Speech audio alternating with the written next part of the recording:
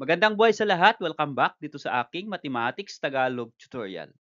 Sa video na ito ay papaliwanag ko po sa inyo when secant and tangent form an angle outside the circle. So, for example, this is a circle.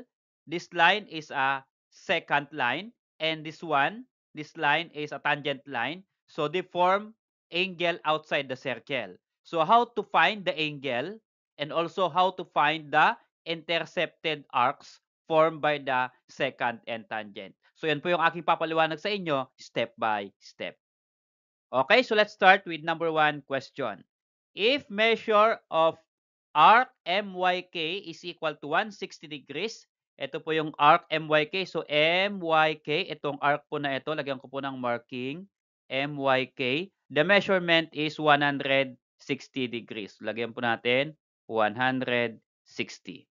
Next po ay measure of arc AK is 88 degrees. So ito po yung ating arc AK. Itong smaller arc, lagyan ko po ng markings. AK, this is 88 degrees. Then next, what is measure of angle MCK? So ito po yung angle MCK. So MCK. Ito pong angle na ito outside the circle. So lagyan ko po ng markings. So ito po yung tinatanong ng problem. So how to measurement the angle formed by secant and tangent outside the circle. So ito po yung ating formula na gagamitin. Okay? So the formula is angle is equal to 1/2 times larger arc minus smaller arc. So substitute po natin yung mga given dito sa ating figure. Ang ating pong angle ay angle MCK. So lagay ko po angle MCK is equal to 1/2 times ano po yung larger arc natin? Ito po yung larger arc natin MYK. Okay? So MYK minus yung ating smaller arc AK. So lagay po natin AK. So ayan po yung given na name of the arc and angle. Now we are going to substitute the given. Okay? So for angle MCK, yan po yung hinahanap ng ating problem. Substitute po natin yung given na degree. So next po ay equal to 1/2 times ang measure of the larger arc. Ito po MYK is 160. Then, imaminus natin sa measurement of the smaller arc na AK, 88 degrees. So, all you have to do here, bago natin kunin yung 1/2 ay subtract muna natin yung 160 minus 88. Larger arc minus smaller arc. So, this will become 1/2 times 160 minus 88 is 72. Then, multiply lang natin 1/2 times 72 or what is 1/2 of 72? That is equal to 36. So, ibig sabihin, the measurement of angle MCK is equal to 36 degrees. So, ito po, ang measurement ng angle na ito ay 36 degrees. Okay, so how about this number 2 question based from the given figure? If measurement of arc AK is 92 degrees, ito po arc AK is 92 degrees. So, lagay ko po ng marking. Ito, the measurement is 92. Then, next po, and measure of angle MCK is equal to 50 degrees.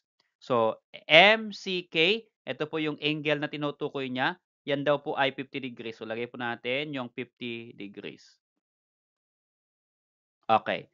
Now, the question is, what is measurement of arc MYK? So, MYK, ito po yung tinatanong ngayon, yung larger arc MYK. So, how to calculate the measurement of this larger arc given po yung smaller arc at yung angle. So the same process, gamitin po natin yung formula. So again, yung formula natin ay angle is equal to 1/2 times larger arc minus smaller arc. So substitute lang natin yung ating given. So what is our angle? Ang angle po natin ay MCK. Lagay po muna natin yung name is equal to 1/2. Ang ating pong larger arc ay ito pong MYK. Ito po yung larger arc natin. So, arc MYK minus smaller arc ay yung AK. Okay? Substitute natin yung given value. Yung angle MCK ay given po which is 50 degrees. So, 50 degrees is equal to 1/2 times, okay, measure of MYK, larger arc. Ito po yung unknown. So, remain po natin yung arc MYK sa ating computation. Okay, minus measurement of arc AK, ito po yung AK which is 92 degrees, okay? So this time, ang unknown natin dito ay arc MYK, ito po ang larger arc, ano po, larger arc ang unknown. So ang gagawin lang po natin, paano po isi-simplify 'pag ganito na po 'pag nai-substitute natin. So ganito lang po 'yun. Ito pong 1/2 na ito ay multiply natin dun sa 50 or itong denominator na 2 na ito, rather ay multiply natin sa 50. That is by cross multiply. Ano po? Para matanggal natin 'tong 1/2. So, what is 50 times 2? That is equal to 100 degrees. And then yung 1 times etong ating nasa loob ng parenthesis, so ibig sabihin ito po yung lalabas 'pag minultiply natin yung 1 dito sa MYK minus 92 degrees. So this become, ito po yung matitira, yung nasa loob ng parenthesis. Okay? Then next po natin ay, since ang hinahanap natin ay arc MYK, itong minus 92, lipat po natin sa left ng equal sign. Isama po natin sa 100. Okay? So this become 100. Since minus 92, pag nilipat natin ng equal sign, magiging plus 92. Okay? So ang matitira po dito ay itong arc MYK. Next, we are going to add 100 plus 92. That is equal to 192. That is the measurement of arc MYK. Ito pong larger arc. Okay, for number 3 question. If measure of arc MYK is equal to 170 degrees, ito again yung MYK natin, that is 170 degrees. Lagay po natin yung ating measurement, 170 degrees. Okay? Next ay measure of angle MCK is 36 degrees. Ito po yung angle MCK. Ang measurement daw po niya ay 36 degrees. Lagay ko po. Yan. Then, the question is, what is measurement of arc AK? So, ito naman po ngayon, smaller arc ang hinahanap. Okay? Lagyan ko po ng markings. Okay. So, kanina, ang unang hinanap ay angle. Ngayon naman, at yung number 2, ang hinanap ay larger arc. Ngayon naman, ang hinahanap ay smaller arc.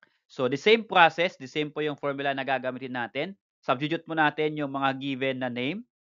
Okay? And then, substitute po natin yung given value. So, yung angle po dito ay given, which is 36 degrees. Substitute po natin. Equal to 1/2. Okay. Times MYK, larger arc, 170. So, minus AK ay unknown. So, remain po arc AK. So, the same process na ginawa natin sa number 2.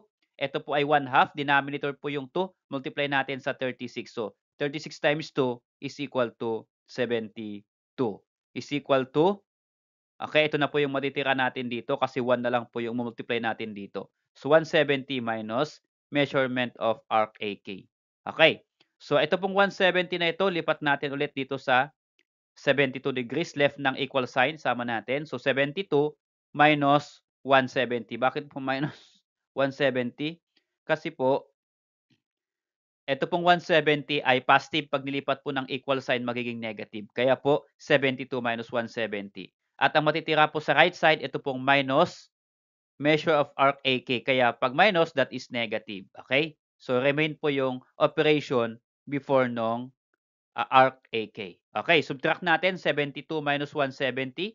The answer is negative 98 is equal to negative measure of arc AK. Since pareho po silang negative, then change po natin yung sign. So, negative to positive, kaya negative 98, positive 98, at negative measurement of arc AK, that is positive measurement of arc AK. So, mean to say, 98 degrees ang measurement nitong smaller arc. Salamat sa food, kaibigan. Kung nagustuhan mo yung video na ito, please click like and subscribe kung bago ka pa lang po dito sa aking channel.